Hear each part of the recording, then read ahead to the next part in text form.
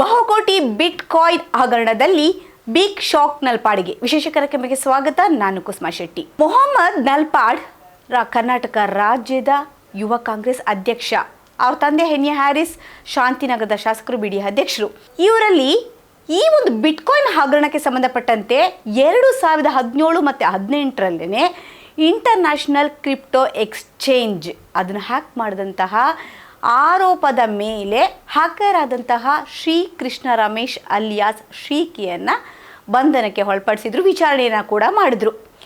ಯಾವ ರೀತಿಯಲ್ಲಿ ಈ ಒಂದು ಪ್ರಕರಣ ಬೆಳಕಿಗೆ ಬಂತು ಅಂತ ಅಂದರೆ, ಒಂದು ಲಕ್ಸುರಿಯಸ್ ಹೋಟೆಲ್ಗಳಲ್ಲಿ ವಾಸ್ತವ್ಯ ಹೂಡಿದ್ದು, ಸಿಕ್ಕಾಬಿಟ್ಟೆ ಎಕ್ಸ್ಪೆನ್ಸ್ಗಳನ್ನು ಮಾಡಿದಂತಹ ವಿಚಾರದಲ್ಲಿ ಪಾವತಿಸಿದ ಬಿಲ್ಲಲ್ಲಿ ಶಾಸಕ ಹೆನ್ಯ ಹ್ಯಾರಿಸ್ ಪುತ್ರ ಮೊಹಮ್ಮದ್ ನಲ್ಪಾಡ್ ಮತ್ತು ಸಹೋದರ ಹೋಮರ್ ಹ್ಯಾರಿಸ್ ಇವರಿಬ್ಬರು ಕೂಡ ಪಾತ್ರ ಇದೆ ಅಂತ ವಿಚಾರಣೆ ವೇಳೆ ಬೆಳಕಿಗೆ ಬಂದ ಕಾರಣ ಇಬ್ಬರನ್ನು ಕೂಡ 2024 ವಿಚಾರಣೆಗೆ ಒಳಪಡಿಸಿತ್ತು SIT.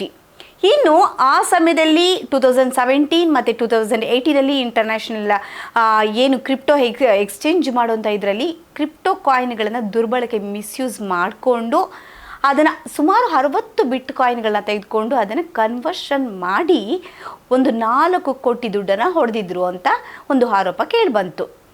ಆ ಸಮಯದಲ್ಲಿ ಈವನ್ ಶ್ರೀಕಿ 2020 FIR ದಾಖಲಾಕಿದ್ದು, ಬಂಧನಕ್ಕೂ ಕೂಡ ಅವರು ಒಳಪಟ್ಟಿದ್ರು. ಅದಾದ ನಂತರ 2025 ಕೂಡ 2 ದಿನ ವಿಚಾರಣೆಯನ್ನು ನಡೆಸಿತು SIT.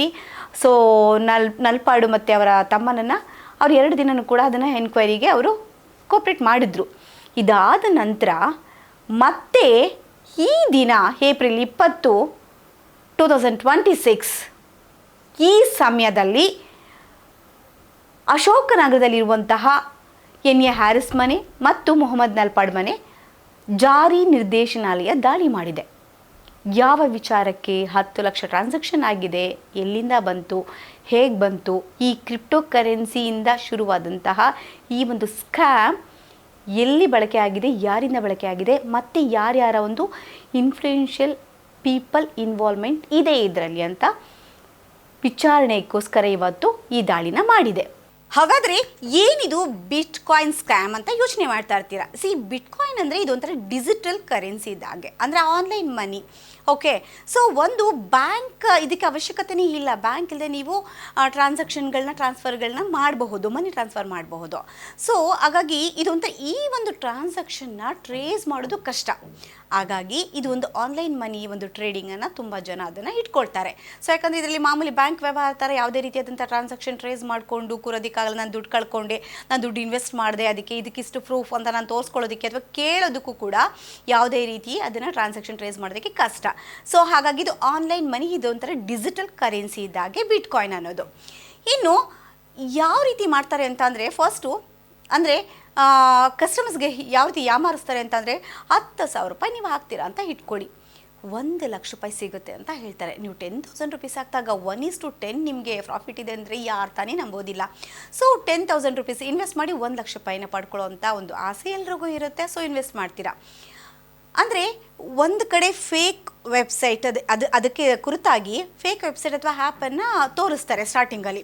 ಸೊ ಆ ವೆಬ್ಸೈಟಲ್ಲಿ ನೀವೆಲ್ಲ ಇನ್ಫಾರ್ಮೇಷನ್ನು ನೀವು ಲಾಗಿನ್ ಆಗ್ತೀರಾ, ನೋಡ್ಕೊಳ್ತೀರಾ. Okay this is what is the reality ಅಂತ ನಿಮಗೆ ಗೊತ್ತಾಗುತ್ತೆ. ಸೊ ಫೇಕ್ ವೆಬ್ಸೈಟ್ ಅಥವಾ ಆ್ಯಪ್ಗೆ ನೀವು ಲಾಗಿನ್ ಆಗಿಬಿಟ್ಟು ಎಲ್ಲ ಇನ್ಫಾರ್ಮೇಷನ್ ತೊಗೊಂಡ ನಂತರ ನೀವು ಇನ್ವೆಸ್ಟ್ ಮಾಡ್ತೀರಾ. ಸ್ಟಾರ್ಟಿಂಗಲ್ಲಿ ನೀವು 10,000 ರೂಪಾಯಿ ಹಾಕಿದಾಗ ಡಬಲ್ ಕೊಡ್ತಾರೆ, 20 ಕೊಡ್ತಾರೆ, 20 ಹಾಕಿದಾಗ 40 ಕೊಡ್ತಾರೆ, 40 to 80 ಹೀಗೆ ಡಬಲ್ ಆಗ್ತಾ ಹೋಗುತ್ತೆ. ಸೊ ಫುಲ್ ಖುಷಿ ಆಗ್ತೀರಾ, ಇನ್ವೆಸ್ಟ್ ಮಾಡ್ತಾ ಹೋಗ್ತೀರಾ. ಸೊ ಒಂದು ಸರ್ಟನ್ ರೇಂಜ್ ತನಕ ನಿಮ್ಮನ್ನು ಫುಲ್ ನಂಬಿಸ್ತಾರೆ. ಒಂದು ಸರಿ ನೀವು ಒಂದು ಬಿಗ್ ಬಡ್ಜೆಟ್ ಆಗ್ತೀರಾ ನೋಡಿ, ದೊಡ್ಡ ಅಮೌಂಟು ಬಂತು, ಆಸೆ 1 ಲಕ್ಷ ಹಾಕಿದ್ರೆ 2 ಲಕ್ಷ ಬರುತ್ತೆ ಅಂತ, 2 ಲಕ್ಷ ಹಾಕಿದ್ರೆ 20 ಲಕ್ಷ ಬರುತ್ತೆ. ಈ ಆಸೆ ಯಾವಾಗ ಜಾಸ್ತಿ ಆಗುತ್ತೆ ಆವಾಗ ಏನಾಗುತ್ತೆ, ಆ ಟೈಮಲ್ಲಿ ನೋಡಿ ನಿಮ್ಮನ್ನು ಯಾಮಾರಿಸ್ತಾರೆ. ಸೊ ಇಲ್ಲಿ ನಡೆಯುತ್ತಲ್ಲ ಫೇಕ್ ಟ್ರೇಡಿಂಗ್ ಪ್ಲ್ಯಾಟ್ಫಾರ್ಮ್.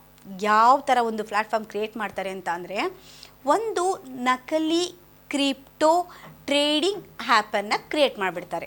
ಒಂದು ವೆರಿ ಫೇಕ್ ಕ್ರಿಪ್ಟೋ ಟ್ರೇಡಿಂಗ್ ಆ್ಯಪ್ನ ಕ್ರಿಯೇಟ್ ಮಾಡಿ ತೋರಿಸ್ತಾರೆ.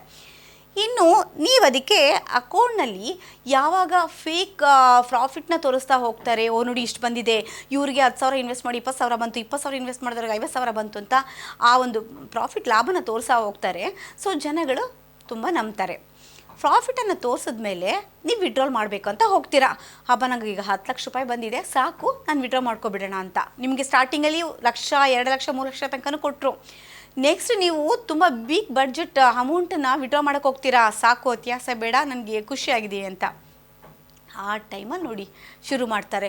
ವಿಡ್ರಾಲ್ ಮಾಡೋಕ್ಕೆ ಹೋದಾಗ ಟ್ಯಾಕ್ಸ್ ತೊಗೊಳ್ತಾರೆ, ಫೀಸ್ ತೊಗೊಳ್ತಾರೆ. ಅದಕ್ಕೆ ಅಂತ ಹೇಳಿ ನೀವೀಗ KYC ಅಂದರೆ ನೋ ಯುವರ್ ಕಸ್ಟಮರ್ ಲಾಗಿನ್ ಆಗಬೇಕು, ಡೀಟೇಲ್ಸ್ ಬೇಕು ಅಂತ ಕೇಳ್ತಾರೆ. ಅಲ್ಲಿಂದ ಶುರು ಆಗುತ್ತೆ ನೋಡಿ ನಿಮ್ಮದು. ನೆಕ್ಸ್ಟ್ ಈಗ ನಿಮ್ಮ ಫುಲ್ ಅಮೌಂಟ್ ಬಂದಿರ್ತಲ್ಲ, ಅದನ್ನು ವಿತ್ಡ್ರಾ ಮಾಡಬೇಕು ಅನ್ನೋ ಸಮಯದಲ್ಲಿ ನಿಮಗಿದೆಲ್ಲ ಇನ್ಫಾರ್ಮೇಷನ್ಸು, ಫೀಸ್ ಕಟ್ಟು, ಟ್ಯಾಕ್ಸ್ ಕಟ್ಟು. ಸೊ ಅಲ್ಲೇ ನಿಮ್ಮ ದುಡ್ಡಲ್ಲಿ 20 ಲಕ್ಷ ರೂಪಾಯಿ ನಿಮ್ಮ ಅಕೌಂಟಲ್ಲಿದೆ, ನೀವು ಅಷ್ಟು ಪ್ರಾಫಿಟ್ನ ತೊಗೊಂಡಿದ್ದೀರಾ ಅಂದರೆ ಆ ವಿತ್ಡ್ರಾ ಮಾಡೋ ಟೈಮಲ್ಲಿ ನಿಮಗೆ ಇದೆಲ್ಲ ಡೀಟೇಲ್ಸ್ ಕೇಳ್ತಾ ಹೋಗ್ತಾರೆ.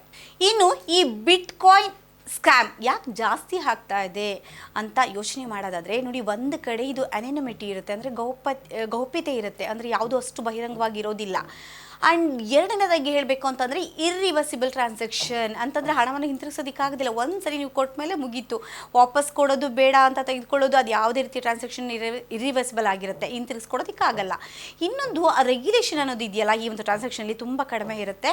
ಆ್ಯಂಡ್ ಎಲ್ಲದಕ್ಕೂ ಮಿಗಿಲಾಗಿ ಜನಸಾಮಾನ್ಯರಿಗೆ ಈ ಕ್ರಿಪ್ಟೋ ಕರೆನ್ಸಿ ಬಗ್ಗೆ ತಿಳುವಳಿಕೆ ಇರೋದಿಲ್ಲ. ಸೊ ಹಾಗಾಗಿ ಇದರಲ್ಲಿ ಮತ್ತೆ ಅವರು ಶಾಮೀಲಾಗ್ತಾರೆ, ಯಾಮಾರ್ಕೊಳ್ತಾರೆ.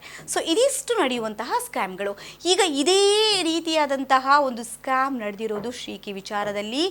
ಯಾಕಂದರೆ ಇವರು ಕ್ರಿಪ್ಟೋಗಳನ್ನು, ಅಂದರೆ ಬಿಟ್ಕಾಯಿನ್ ಜೊತೆಗೆ ಕ್ರಿಪ್ಟೋಗಳನ್ನು ಕಳವು ಮಾಡ್ತಾಯಿದ್ರು. ಕಳವು ಮಾಡ್ಕೊಂಡು ಅದನ್ನು ಕನ್ವರ್ಟ್ ಮಾಡಿಕೊಂಡು ಇದನ್ನೇ ಅವರವರ ಒಂದು ಪರ್ಸ್ನಲ್ ಯೂಸ್ಗೆ, ಅಂದರೆ ಲಕ್ಸುರಿಯಸ್ ಹೋಟೆಲ್ಗಳಿಗೆ ಹೋಗುವಂಥದ್ದು, ಸೊ ಬೇರೆ ಬೇರೆ ಖರ್ಚುಗಳಿಗೆ ಅದನ್ನು ಬಳಸ್ಕೊಂಡಿದ್ದು ಒಂದು ಮಿಸ್ಯೂಸ್ ಮಾಡ್ಕೊಂಡಿದ್ರು. ಸೊ ಈ ಇಂಟರ್ನ್ಯಾಷನಲ್ ಕ್ರಿಪ್ಟೋ ಎಕ್ಸ್ಚೇಂಜ್ ಹ್ಯಾಕ್ ಮಾಡಿದ್ರಲ್ಲ, ಈ ಒಂದು ವಿಚಾರಕ್ಕೆ ಶ್ರೀಕಿಯವನ್ನ ಅರೆಸ್ಟ್ ಮಾಡಿದ್ದು.